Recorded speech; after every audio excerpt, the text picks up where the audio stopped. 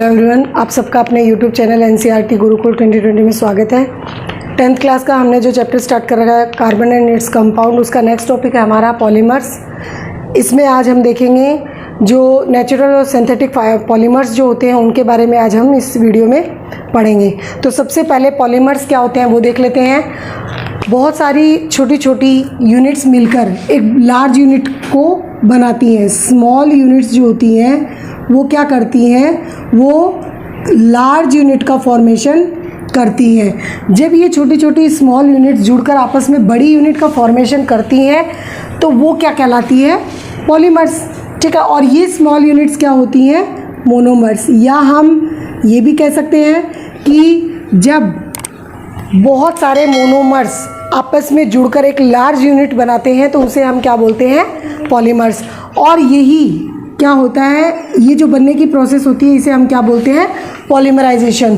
तो बहुत बार एग्जाम में पूछा जाता है कि जो पॉलीमराइजेशन है उसकी डेफिनेशन क्या है, तो क्या आएगा, many monomers join together and form polymers. यानी बहुत सारे मोनोमर्स जुड़कर आपस में क्या बनाते हैं, पॉलीमर बनाते हैं, और उसे हम क्या बोलते हैं, पॉलीमराइजेशन। एक छोटे से एग्जांपल से आपको बताऊं, जैसे आप लोगों ने देखा होगा कि जैसे ये नेकलेस है, ठीक है,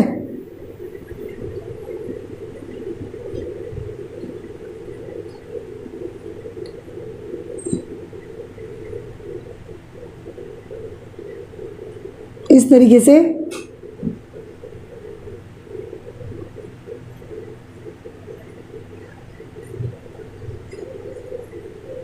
तो इसमें ये जो नेकलेस है ये क्या है, बहुत सारे किससे बना हुआ होता है, मोतियों से मिलकर बना हुआ होता है। और हर एक जो मोती होता है उसको यहाँ पर हम क्या बोल सकते हैं, मोनोमर बोल सकते हैं। ठीक है, मोनोमर है। और ये बहुत सारे मोनोमर्स मिलकर किसका फॉर्मेशन कर रहे हैं, पॉलीमर का। किसका फॉर्मेशन कर रहे हैं, पॉलीमर्स का। ठीक है, इसके बाद नेक्स्ट आता है कि जो पॉलीमर्स होते हैं वो जनरली 2 टाइप के होते हैं। कौन कौन से, एक होता है नेचुरल पॉलीमर्स, यानी जो हमें नेचर से मिलते हैं, और एक होते हैं सिंथेटिक पॉलीमर्स, ऐसे पॉलीमर्स जिनको इंसान तैयार करता है। ठीक है, मैन मेड पॉलीमर्स भी बोल सकते हैं, आर्टिफिशियल पॉलीमर्स भी बोल सकते हैं, और सिंथेटिक पॉलीमर्स भी बोल सकते हैं।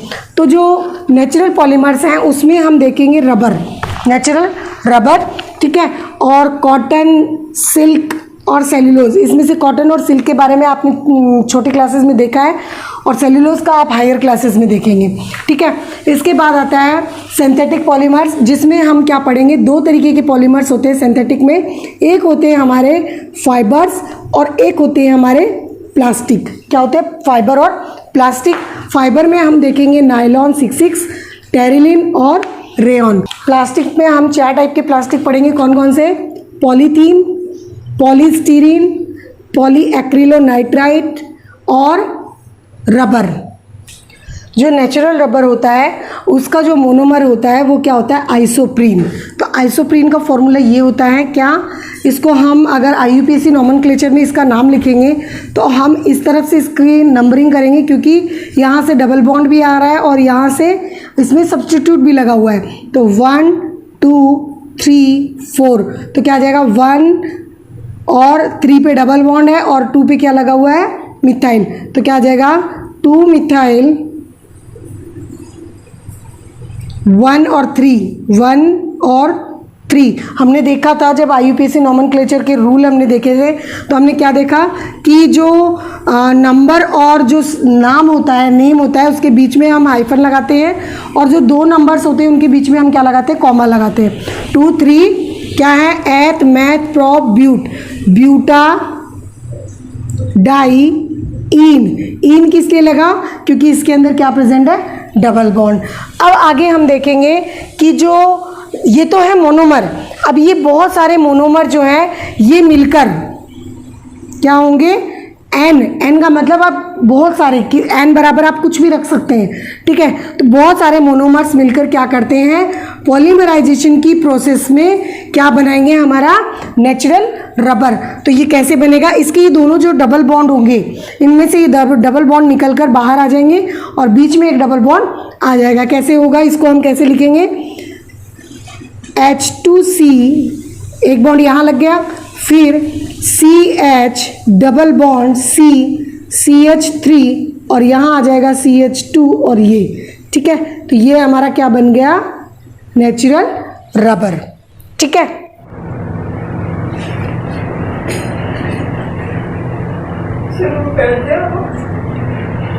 वल्केनाइजेशन प्रोसेस क्या होती है वो देख लेते हैं। जैसे हमें पता है कि जो नेचुरल रबर होता है वो हमें किससे मिलता है, ट्री से मिलता है, ठीक है। नेचुरल रबर जो होता है वो हमें ट्री से मिलता है, लेकिन ये किस फॉर्म में होता है, स्टार्टिंग में लिक्विड की फॉर्म में होता है, ठीक है। अब ये जो लिक्विड की फॉर्म में हमें कोई सब्सटेंस मिला है, इस सब्सटेंस को हमने क्या नाम दिया, लेटेक्स। क्या नाम दिया, लेटेक्स। इस लेटेक्स के अंदर क्या किया जाता है, एसिटिक एसिड को मिक्स किया जाता है, ठीक है। एसिटिक एसिड को मिक्स किया जाता है।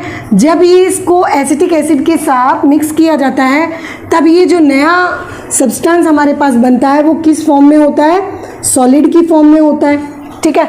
अब ये जो सॉलिड की फॉर्म में हमें सब्सटेंस मिला है ये क्या होता है,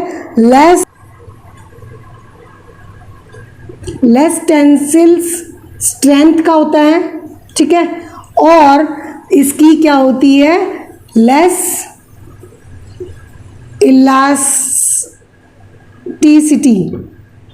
यानी इसकी जो मजबूती होती है वो कम होती है, और इसकी जो लचकता या फिर जो जिसको हम बोलते हैं कि रबड़ को जब आप खींचते हो, छोड़ देते हो, तो उस समय जो वो खींचकर छोड़ना और रबड़ का बढ़ जाना, जितना आप बढ़ाना चाहो उतना बढ़ जाता है वो, उसको हम क्या बोलते हैं, इलास्टिसिटी, ठीक है। तो ये जो इलास्टिसिटी होती है ये भी कम होती है इस समय, और जो टेंसिल स्ट्रेंथ होती है वो भी इस समय क्या होती है, कम होती है। अब दोनों को इंक्रीज करने के लिए इस सॉलिड के अंदर क्या किया जाता है, सल्फर मिक्स की जाती है। क्या किया जाता है, सल्फर मिक्स की जाती है इस सॉलिड के अंदर, ठीक है। तो क्या होगा, जो हमारी क्या थी, स्ट्रेंथ थी, मजबूती थी रबड़ की वो, और इलास्टिसिटी जो थी वो भी क्या हो जाएगी, इसकी इंक्रीज हो जाएगी। कि एक बार फिर से देख लेते हैं वल्केनाइजेशन। नेचुरल रबर जो होता है उससे हम किससे प्राप्त करते हैं, ट्री से प्राप्त करते हैं। ये जो ट्री होता है इससे हमें एक लिक्विड सब्सटेंस मिलता है, ठीक है। उस सब्सटेंस को हम क्या बोलते हैं, लेटेक्स। इस लेटेक्स को क्या किया जाता है, एसिटिक एसिड के साथ मिक्स किया जाता है। जब आप इसको एसिटिक एसिड के साथ मिक्स करोगे तो ये जो लिक्विड फॉर्म में सब्सटेंस था वो किस में कन्वर्ट हो गया, सॉलिड फॉर्म में, ठीक है। और ये जो सॉलिड फॉर्म में हमें पदार्थ मिला है वो क्या हो गया, कैसा था हमारा, लेस टेंसिल स्ट्रेंथ का है, और क्या है, लेस इलास्टिसिटी इसके अंदर प्रेजेंट है। अब इसकी ये जो लेस टेंसिल स्ट्रेंथ है और लेस इलास्टिसिटी है, इसको इंक्रीज करने के लिए इसको क्या किया जाता है, सल्फर के साथ मिक्स किया जाता है, प्लस में इसमें क्या दी जाती है, हीट। यानी इस सॉलिड को गर्म करते हुए इसके अंदर क्या मिक्स किया जाता है, सल्फर मिक्स किया जाता है। इसकी जो स्ट्रेंथ होती है और इलास्टिसिटी होती है वो इस समय क्या हो जाती है, अब इंक्रीज हो जाती है। तो ये है हमारा क्या, वल्केनाइजेशन। इसके बाद आता है हमारा सिंथेटिक पॉलीमर्स। जो सिंथेटिक पॉलीमर्स होते हैं उसमें हम सबसे पहले देखेंगे प्लास्टिक में जो प्लास्टिक होता है उसका जो मोनोमर होता है वो क्या होता है, इथीन होता है। क्या होता है, इथीन होता है। और ईन में आपको पता है फॉर्मूला क्या निकलता है हमारा, जब भी आपको इस तरीके से वर्ड्स दिए हो और आपको अगर उसका फॉर्मूला नहीं लिखना आता तो हम क्या कर सकते हैं, हम इसके फॉर्मूले से क्या कर सकते हैं, ये जो CnH2n, इस फॉर्मूले से हम क्या बता सकते हैं कि कार्बन कितने होंगे और हाइड्रोजन कितने होंगे। जब ईन है इसका मतलब क्या है, इसके अंदर डबल बॉन्ड प्रेजेंट होगा, ठीक है। और एथ है तो मतलब नंबर ऑफ कार्बन इसमें कितने होंगे, 2। तो क्या आ जाएगा, C2H4, ठीक है।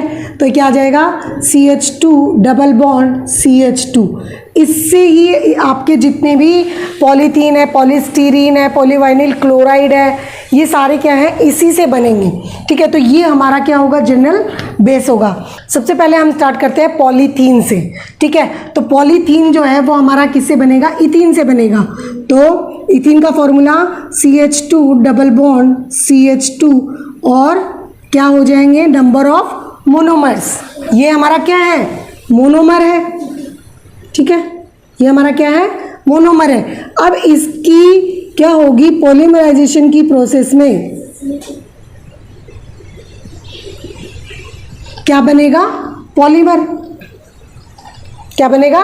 पॉलीमर। और वो पॉलीमर क्या होगा? पॉलीथीन। ये क्या है हमारा मोनोमर इसका? इथीन, ठीक है। और अब देखिए ये डबल बॉन्ड हटेगा तो क्या हो जाएगा? CH2 single bond, CH2 single bond, इस तरीके से। और क्या होगा? नंबर ऑफ N यहाँ लग जाएगा। और ये क्या होगा? यहाँ पर पॉलीथीन, ठीक है। और ये क्या आ गया हमारा? पॉलीमर। इसको हम क्या बोल रहे हैं यहाँ पर? पॉलीमर, ठीक है। तो हमने क्या देखा कि जो पॉलीथीन है उसका मोनोमर क्या होता है? इथीन होता है। और उसका फॉर्मूला क्या होता है? CH2 double bond CH2। और पॉलीमराइजेशन की प्रोसेस में क्या होगा? पॉलीथीन बनेगा। इसके बाद आता है वाइनिल क्लोराइड, ठीक है। तो वाइनिल क्लोराइड के लिए हम फार्मूला क्या लेंगे? हमारा इथीन तो होगा ही, लेकिन यहाँ पर जो डबल बॉन्ड है उसकी जगह पर यहाँ पर क्या लग जाएगा? Cl, H2 double bond CH और एक H हटेगा तो यहाँ पर क्या लग जाएगा? क्लोरीन। तो ये क्या हो गए? Number of monomer. अब इसकी पॉलीमराइजेशन की प्रोसेस होगी। ये क्या है हमारा? वाइनिल क्लोराइड का फॉर्मूला है। अब इसमें क्या होगा? पॉलीमराइजेशन की प्रोसेस होगी, ठीक है। और क्या बनेगा? पॉलीवाइनिल क्लोराइड। कैसे बनेगा? ये डबल बॉन्ड यहाँ से हटेगा, CH2 CH Cl, ठीक है, इस तरीके से। और ये क्या बन गया? Number of polymers. तो क्या आ जाएगा? ये क्या है हमारा? पॉलीमर, ठीक है। और ये क्या है हमारा? मोनोमर।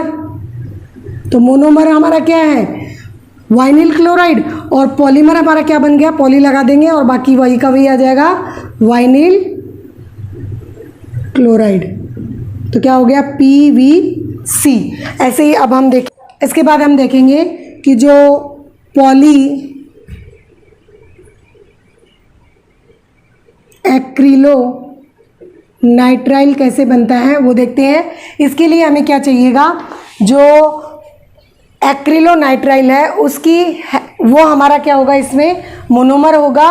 और क्या बनेगा? पॉली एक्रिलो नाइट्राइल, ठीक है। तो इसमें क्या होगा? जो ये जहाँ पर क्लोरीन लगा है यहाँ पर साइनाइड ग्रुप लगेगा और सेम एज इट इज़ आएगा CH2 double bond CH2 CN, ठीक है। तो ये हो गए नंबर ऑफ मोनोमर, ठीक है। ये क्या है हमारे? मोनोमर। बहुत बार पूछा जाता है कि पॉलीएक्रिलोनाइट्राइल का मोनोमर क्या है, पॉलीवाइनिल क्लोराइड या PVC का मोनोमर क्या होता है। ये MCQs में पूछे जाने वाले क्वेश्चन है। अब यहाँ क्या होगा? पॉलीमराइजेशन की प्रोसेस होगी, ठीक है, पॉलीमराइजेशन की प्रोसेस होगी। और क्या होगा? ये डबल बॉन्ड हटेगा यहाँ से, CH2 CH और ये हो गया CN। तो ये क्या बन गया हमारा? पॉलीमर, ठीक है। और पॉलीमर किसका बना है? क्या बना है? Poly acrylo nitrile. और इसे ऑर्लॉन भी कहा जाता है, ठीक है।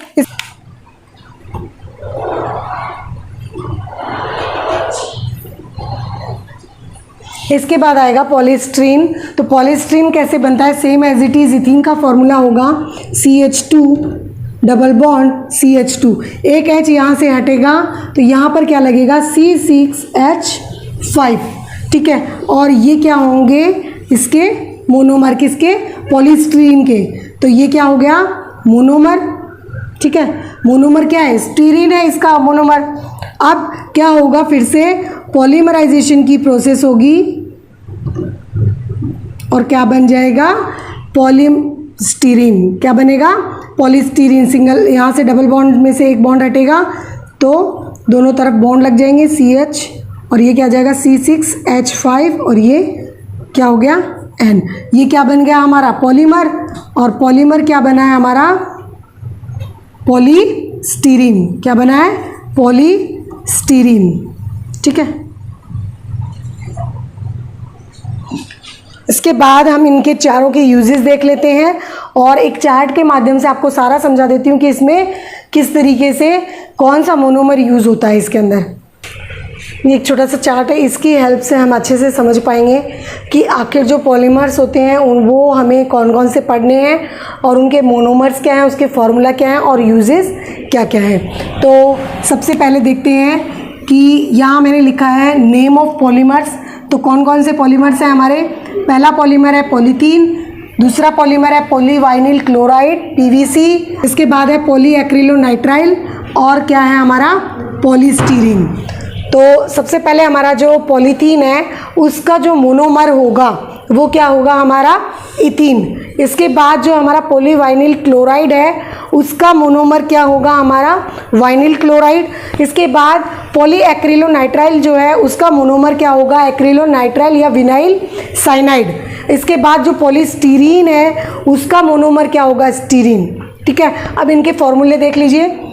जो इथीन है उसका फॉर्मूला क्या होता है CnH2 है, H2 डबल बॉन्ड CH2। ठीक है, इसके बाद जो वाइनिल क्लोराइड होता है इसका फॉर्मूला क्या होता है CH double bond CH Cl और N।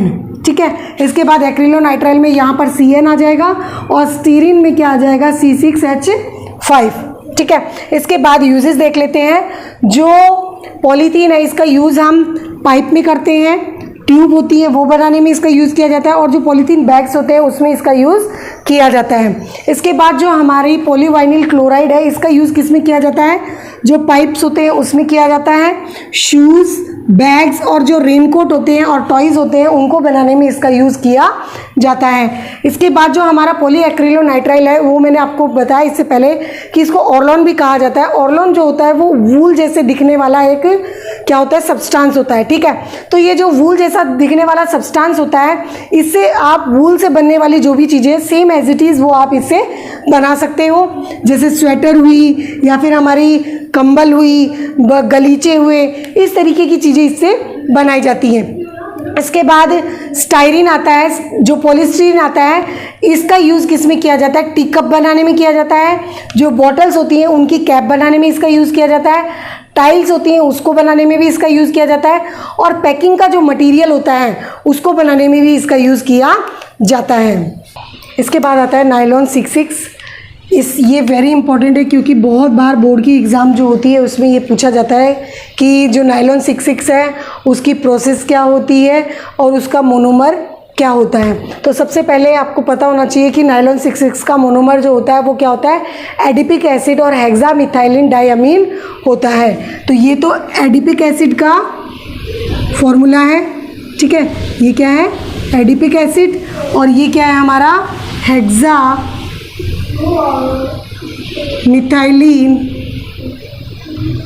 डायमीन। ठीक है, तो जो एडिपिक एसिड है और हेक्सामिथाइलिन डायमीन है ये दोनों मिलकर क्या बनाते हैं हमारी नायलॉन 66। होता क्या है इसमें से जो एमीन ग्रुप है उसमें से एक हाइड्रोजन रिमूव होगा, यानी ये क्या होगा एक हाइड्रोजन यहाँ रहेगा और एक हाइड्रोजन यहाँ आ जाएगा। ये एक हाइड्रोजन यहाँ से रिमूव होगा और क्या करेगा इसके साथ यहाँ पर आकर जुड़ जाएगा। तो ये क्या बना लेगा H2O। देखिए ये रहा H2O और बाकी प्रोसेस या बाकी जो फॉर्मूला एज इट इज़ रहेगा।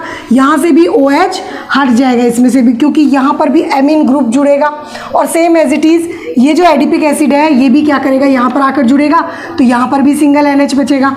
तो क्या हुआ हमारे पास क्या आया single bond C double bond O single bond CH2 whole 4, फिर ये हमारा क्या बच गया नायलॉन 66। ये क्या हो गया हमारा नायलॉन 66 और ये कौन सी प्रोसेस हुई है पॉलीमराइजेशन की प्रोसेस हुई है।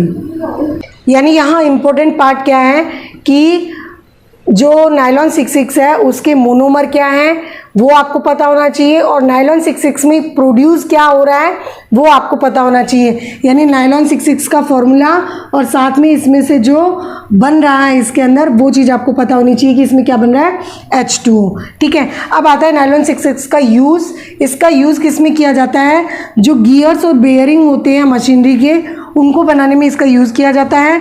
टायर्स जो होते हैं उनको बनाने में भी इसका यूज़ किया जाता है नायलॉन 66 का। और क्लॉथ रॉप्स फाइबर्स और ब्रशेस जो होते हैं उनको बनाने में भी नायलॉन 66 का यूज़ किया जाता है। इसके बाद आता है टेरिलिन। जो टेरिलिन होता है उसको बनाने के लिए हमें 2 मोनोमर्स चाहिए। कौन कौन से? इथाइलिन ग्लाइकॉल, ये हमारा क्या है? Ethylene glycol. और टेराप्थेलिक एसिड, ये हमारा टेराप्थेलिक एसिड का फॉर्मूला है। ये क्या है? टेराप्थेलिक एसिड। और ये क्या है हमारा? इथाइलिन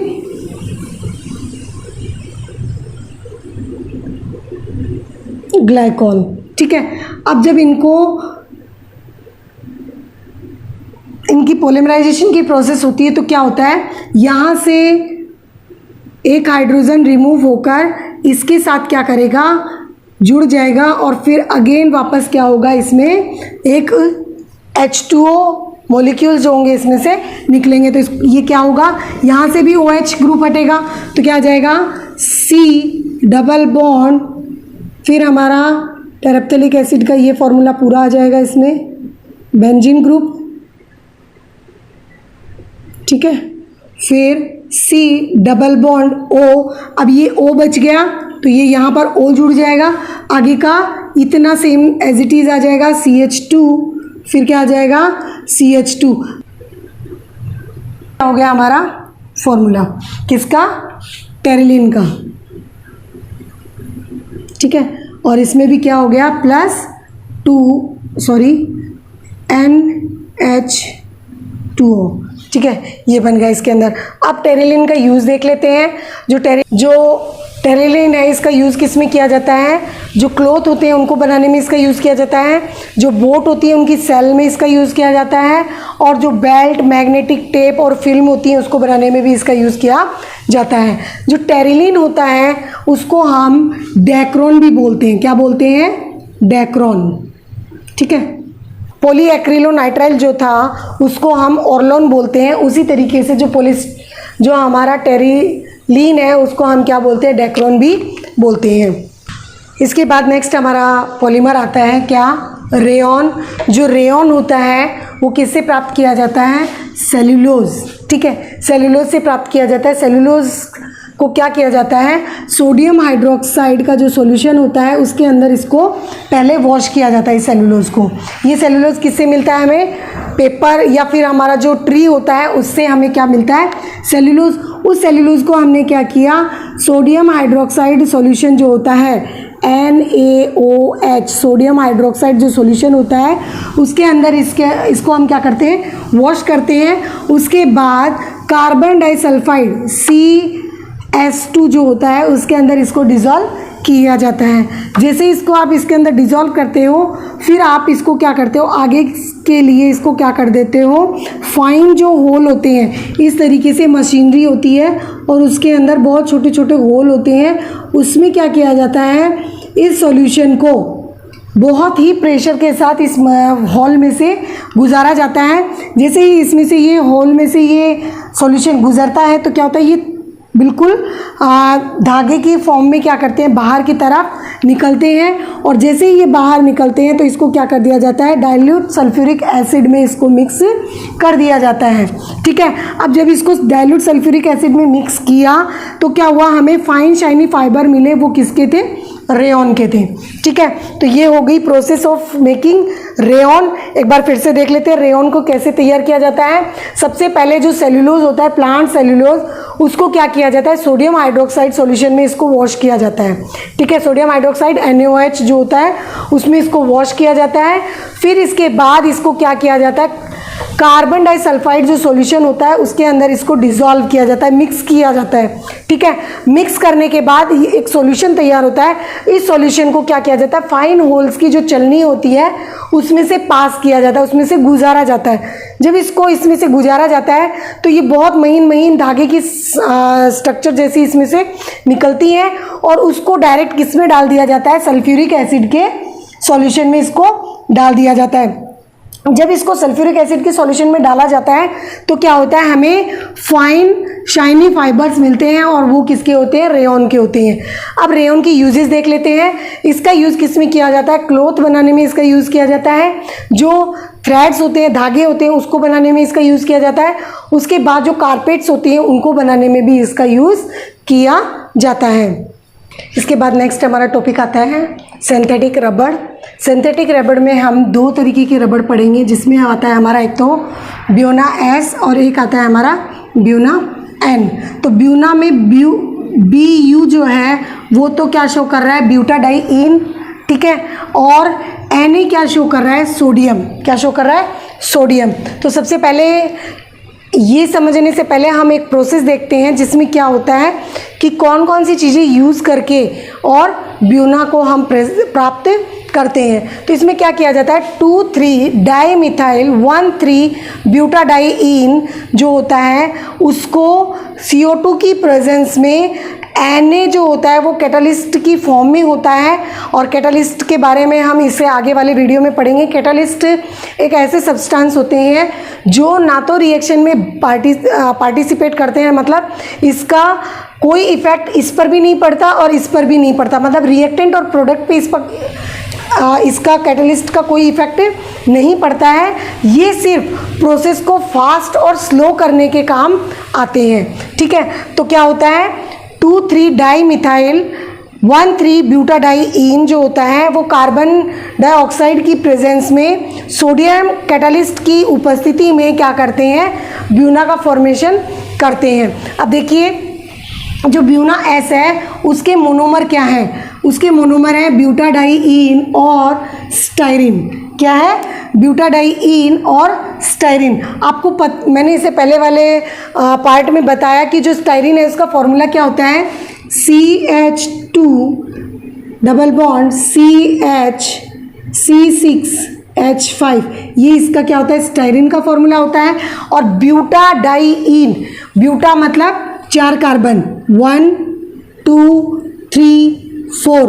अब डाई मतलब 2 जगह इन डबल बॉन्ड लगा है, एक डबल बॉन्ड दूसरा डबल बॉन्ड, ठीक है। बाकी जगह पे क्या आ जाएगा, H2CH, ठीक है, CH2 डबल बॉन्ड CH, फिर CH डबल बॉन्ड CH2। तो ये हमारा क्या हो गया, ब्यूटाडाइईन और जो स्टाइरिन है उसको मिलाकर क्या बनाया जाता है, हमारा ब्यूना एस बनाया जाता है। इसके बाद आता है ब्यूना एन जो होता है उसका मोनोमर क्या होता है, ये किससे सिंथेसाइज्ड होते हैं, ये भी ब्यूटाडाइईन और एक्रिलोनाइट्राइल, जो एक्रिलोनाइट्राइल है या साइनाइड है उससे क्या किया जाता है, इसको तैयार किया जाता है। इसका फॉर्मूला क्या होता है, CH2 डबल बॉन्ड CHCN, ये इसका फॉर्मूला होता है। तो ये हमारे क्या है, सिंथेटिक रबर है, जिसमें हमने 2 एग्जाम्पल देखे, क्या, ब्यूना एस और ब्यूना एन। इसमें बहुत बार जो एग्जाम में पूछा जाता है वो सिर्फ यही होता है कि इसको सिंथेसाइज करने के लिए कौन कौन से मोनोमर चाहिए होते हैं। फिर इसमें ये पूछा जा सकता है कि इसके अंदर कौन से कैटालिस्ट का यूज़ किया जाता है, ठीक है। कैटालिस्ट होते हैं वो क्या करते हैं, रिएक्शन में पार्टिसिपेट तो करते हैं लेकिन ना तो वो रिएक्टेंट को प्रभावित करते हैं और ना ही वो प्रोडक्ट होता है उसको इफेक्टिव बनाते हैं। यानी सिर्फ और सिर्फ ये क्या करते हैं, जो कैटालिस्ट होते हैं उनका काम क्या होता है, रिएक्शन को फास्ट या स्लो करने का काम किसका होता है, कैटालिस्ट का, ठीक है। अब देख लेते हैं जो ब्यूना होता है उसका यूजेस किस किस में होते हैं। जो ऑयल कंटेनर्स होते हैं, बड़े बड़े ऑयल के कंटेनर जो होते हैं उनको बनाने में इसका यूज़ किया जाता है। फ्यूल टैंक जो होते हैं उसको बनाने में भी किसका यूज़ किया जाता है, ब्यूना का यूज़ किया जाता है। इसके बाद जो टायर की ट्यूब्स होती हैं उनको बनाने में भी ब्यूना का यूज़ किया जाता है। पेट्रोल टैब्स जो होती हैं उनको बनाने में भी इसी का यूज़ किया जाता है। इसके बाद शू सोल जो होती है उसको बनाने में इसका यूज़ किया जाता है। और मेडिकल जो इंस्ट्रूमेंट होते हैं उनको बनाने में भी इसका यूज़ किया जाता है। थैंक यू गाइज, ये चैप्टर फिनिश हो चुका है। इसके बाद हम एक IUPAC नोमेनक्लेचर की एक सीरीज़ लेकर आएंगे और आशा करती हूँ आपको ये वीडियो पसंद आया होगा।